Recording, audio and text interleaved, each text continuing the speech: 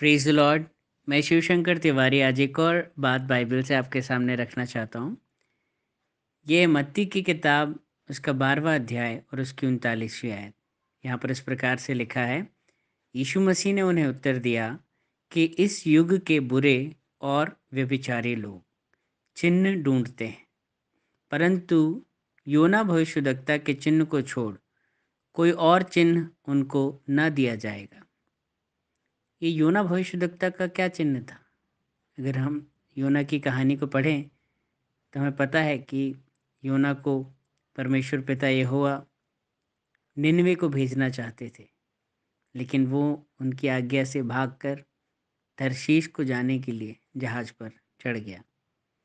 और उसके बाद हम जानते हैं कि जब तूफान उठा तो मल्लाहों ने योना को समुद्र में फेंका और एक बहुत बड़ी विशाल मछली ने उसे निगल लिया और वो 3 दिन तक उस मछली के पेट में रहा। और जब उसे अपनी गलती का एहसास हुआ तो उसने उसी पेट में से दुहाई दी परमेश्वर यहोवा की, और परमेश्वर ने उसकी सुन ली और वो तीसरे दिन उसी जगह जहाँ परमेश्वर उसे भेजना चाहते थे, तरशीश के तट पर उगल दिया गया। वो जीवित रहा, वो मरा नहीं। इसी प्रकार से हम देखते हैं कि यीशु मसीह भी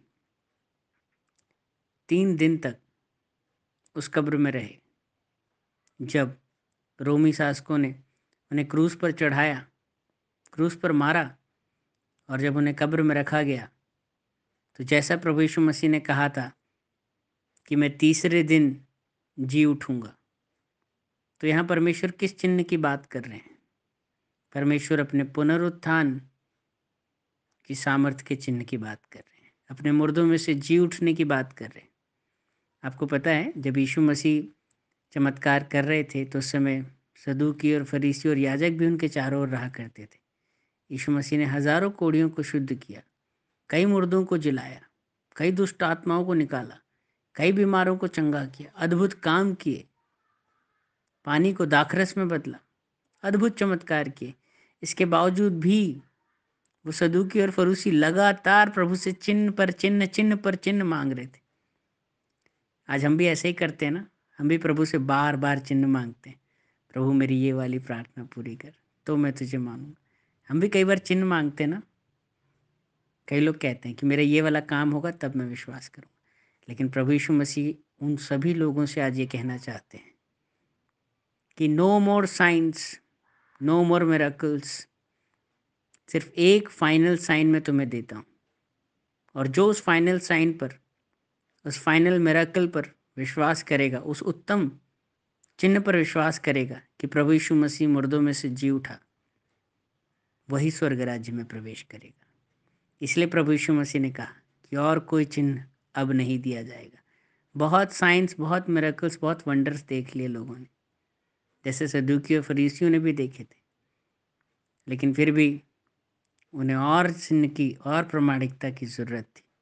तो आज हम प्रभु यीशु मसीह की प्रामाणिकता पर सवाल उठाने के बजाय उसके उस पुनरुत्थान के चिन्ह पर, जो उसने आज से 2020 साल पहले इज़राइल में करके दिखाया, हम उस पर विश्वास करें।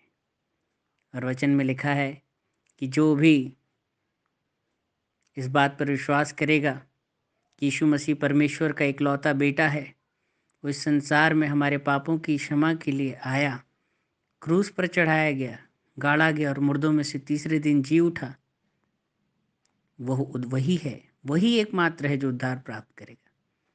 अन्यथा उद्धार का कोई और द्वार इस पृथ्वी पर खुला नहीं है।